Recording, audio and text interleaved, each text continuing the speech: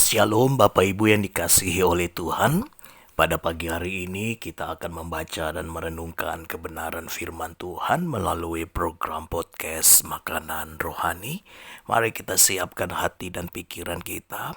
Saya berdoa ada satu pesan khusus yang akan disampaikan melalui kebenaran firman yang kita renungkan pada pagi hari ini. Satu pesan rohani yang terus menasehati dan menuntun langkah kehidupan kita agar hidup kita tetap berkenan di hadapan Tuhan. Dan untuk mengawali pembacaan dan perenungan kita, mari kita awali di dalam doa. Kita berdoa. Kami datang pada pagi hari ini dalam hadirat-Mu. Kami menaikkan pujian serta pengucapan syukur kami. Kami kembali bersyukur buat hari yang Kau beri, hari yang kami yakin Tuhan akan menyatakan satu kali lagi kebaikan-Mu dalam kehidupan kami. Pada pagi hari ini ya Allah, kami mau membaca dan merenungkan kebenaran firman-Mu. Berikan kami hikmat ya Allah Roh Kudus. Ini doa kami yang kami alaskan dan panjatkan hanya di dalam nama Tuhan dan Juru Selamat kami Yesus Kristus.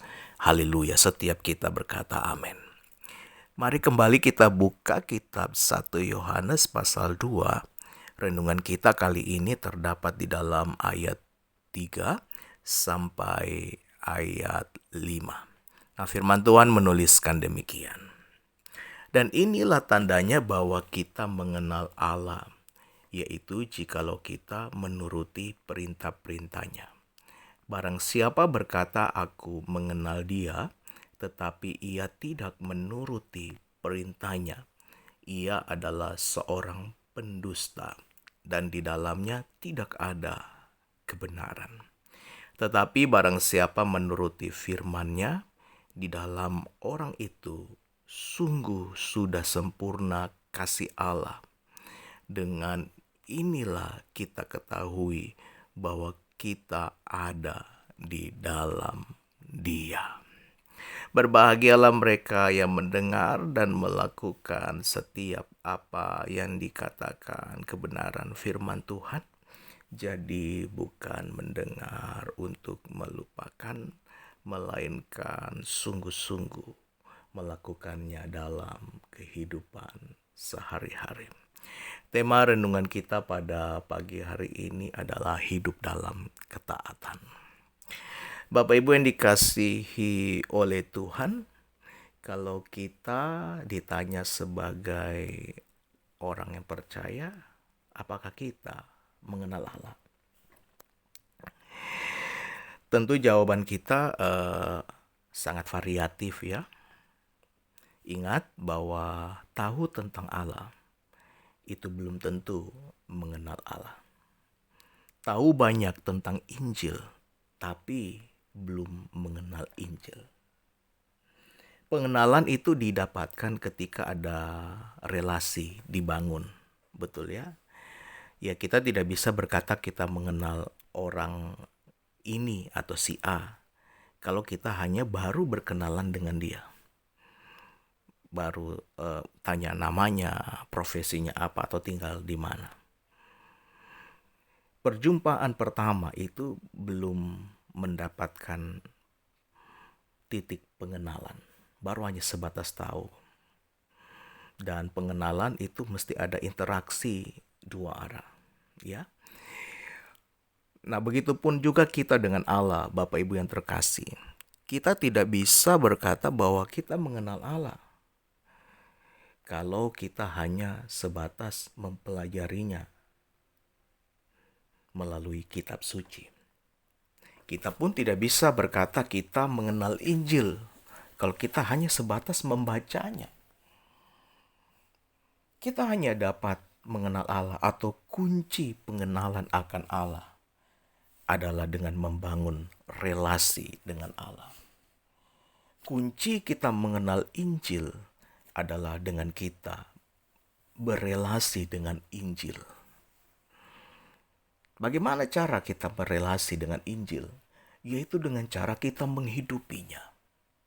Bukan hanya sebatas baca, bukan hanya sebatas merenungkan, tapi kita menghidupinya.